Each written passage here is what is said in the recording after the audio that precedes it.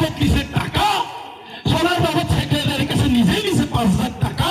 আমার primary vice president হয় আজি 4 বছৰৰ পৰা যিটো চেয়াৰমেন যিটো দুৰ্নীতি কৰি আছে, আমি চেণ্ট্ৰেল ব্লকলৈকে ইমান কমপ্লেইন দিয়ালৈকেও ইয়াৰ কোনো ৰিয়েকশ্যন লোৱা হোৱা নাই।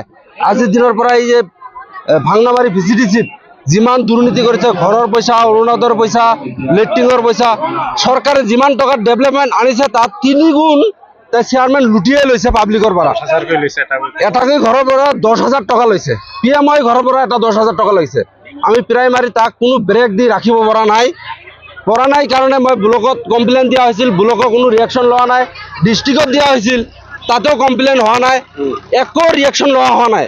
মোৰ হিচাপত ইয়াৰ আইনী তদন্ত হিচাপত চেয়াৰমেনক পুৰা তদন্ত কৰি চেয়াৰমেনক আগতে বদলি কৰিব লাগিছিল, কিন্তু কৰা নাই।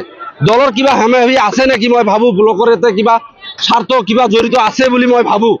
কিন্তু আজিৰ দিনৰ পৰা যোৱা 2 মাহ আগতে চেয়াৰমেন চেঞ্জ কৰিব বুলি এটা কথা দিছিলে, কিন্তু তেতিয়াও চেঞ্জ নকৰাকৈকে এইবাৰ চেয়াৰমেনে আকৌ লুটন পাটন এটা বেছি আৰম্ভহে কৰিছে। 7টা, 8টা, 9টা মাৰ্চ ইলেকশ্যন আছে, এতিয়া আৰু ফন্দি ওলাইছে লেট্ৰিনৰ পইচা দিয়ক। চৰকাৰী হিচাপততো লেট্ৰিন কোনোবা অহা নাই বুলি মই ভাবোঁ, মোৰ জানামতে। এতিয়া লেট্ৰিনৰ পইচা উঠাই আছে, চব লেট্ৰিন দিয়া হ'ব, কাৰোবাৰ পৰা 1500, কাৰোবাৰ পৰা 2,000, এইটো পাব্লিকে ক'ব। আমি প্ৰাইমাৰী হিচাপত তাক কোনো ব্ৰেক দি ৰাখিব পৰা নাই।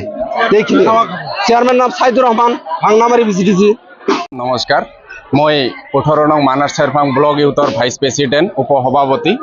তো আমাৰ ভাংনামাৰী ভিচিডিচি মানে যি কেলেংকাৰী চলি আছে, আজি এটা হুলস্থুল পৰিৱেশ ইয়াতে হয়তো আপোনালোকে ইয়াতে দেখিব পাইছে। তো মই এজন সক্ৰিয় কৰ্মী হিচাপে আজি এইখিনিয়ে আমাৰ দলীয় বিষয়ববীয়াক জনাম যে মই এজন সক্ৰিয় কৰ্মী। মোৰ পৰা ভাংনামাৰীৰ চেয়াৰমেনে এটা মানে ব্লেকমেইল কৰি SBMৰ নামত মোৰ পৰা 30,000 টকা লৈছে তেখেতে। তো মই এইখিনিয়ে ক'ম, মই যে এজন দলৰ সক্ৰিয় কৰ্মী, মোৰ পৰা 30,000 লৈছে, বাকী মানুহৰ পৰাতো আৰু ক'বই নালাগে।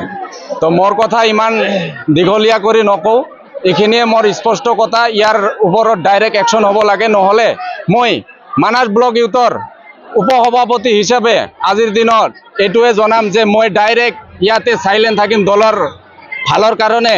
কাৰণ দলৰ কাম কৰিবলৈ গৈ আমি যিমান মানে বিসংগতি পাব লগা হৈছে, তো তাৰ কাৰণে আমি কোনো ধৰণৰ কাম নকৰিম। এতিয়া আমি দলৰ লগত আছোঁ, কিন্তু কোনো ধৰণৰ দলৰ কাম কৰিব নোৱাৰিম বুলি আজিৰ মন্তব্যত ৰাখিছোঁ। চেয়াৰমেন আমাৰ অৰুণোদয় দিয়া বুলি কৈ 1800 টকা লৈছে, এতিয়ালৈকে আমাৰ কাম কৰা নাই, পইচাখিনি তাই খাই দিছে। বানের মধ্যে ঘরের মধ্যে 1 কুমার পানি, তার মধ্যে চেয়ারম্যানে কইছে তোমার ঘর আছে, তোমার ঘরে টেহা দাঁড়াবো 10,000। আমি ঋণ করে টেহা দিছি, এই ঋণ করে মাথার মাটি কাইডে আমি ঋণ শোধ করছি। এটার বিচার আমাকে নাইবো। ঘর দিছে আমি কাঁচা ঘরের জন্য কি জন্য আমার লাগে? আমার ID নম্বর আলাদা, আমার স্বামী আমাকে বেলেগ করে দিছে, আমার অগর বেলেগ করে দিছে, তাও আমার কাছে 10,000 টাকা নিছে, ঋণ করে এনে দিছি আমি।